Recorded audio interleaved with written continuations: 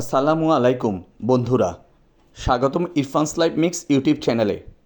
আজ আমরা বিশদভাবে আলোচনা করব index agro industry limited share নিয়ে, এর ইতিহাস, ফান্ডামেন্টাল অবস্থা, টেকনিক্যাল প্যাটার্ন এবং 2025 সালে সম্ভাব্য টার্গেট পর্যন্ত সব কিছু। এই ভিডিও শুধুমাত্র শিক্ষামূলক ও তথ্যভিত্তিক, কোনোভাবে বাই বা সেল এর পরামর্শ নয়।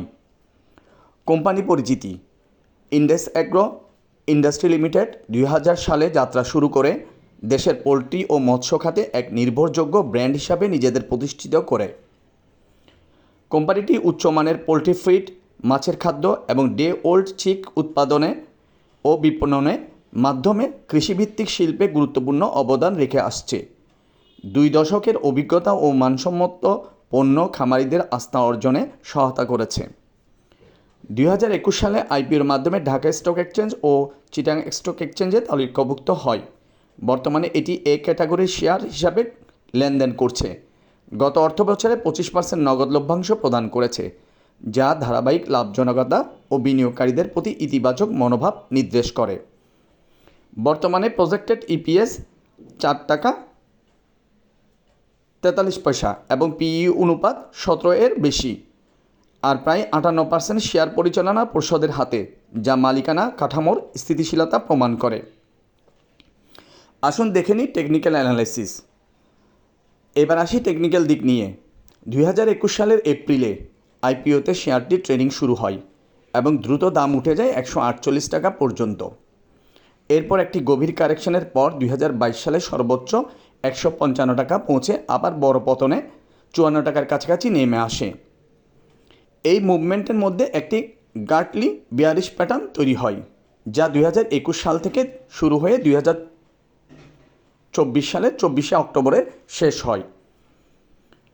গত প্রায় 1 বছরের বেশি শেয়ারটি 55 টাকা থেকে 75 টাকার মধ্যে অ্যাকুমুলেশন ফেজে ছিল।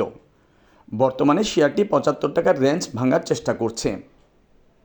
যদি শেয়ারটি 81 টাকার উপরে স্থিতিশীল হয়, সম্ভাবনা দুয়ার উন্মোচিত হবে।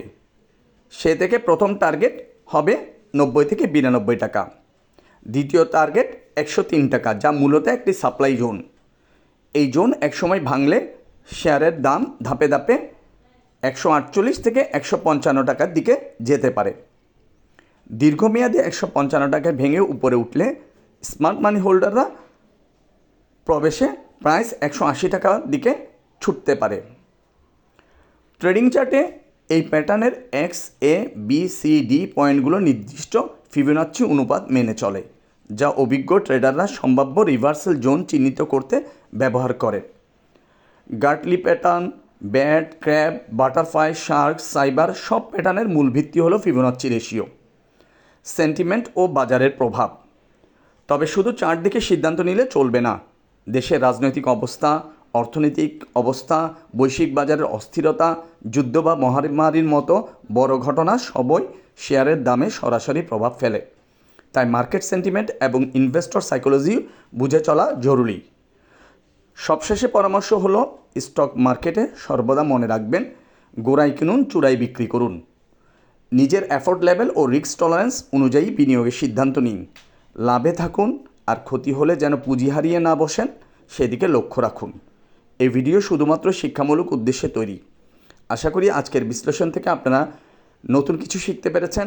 দেখা হবে পরবর্তী ভিডিওতে ইনশাল্লাহ। আল্লাহ হাফেজ।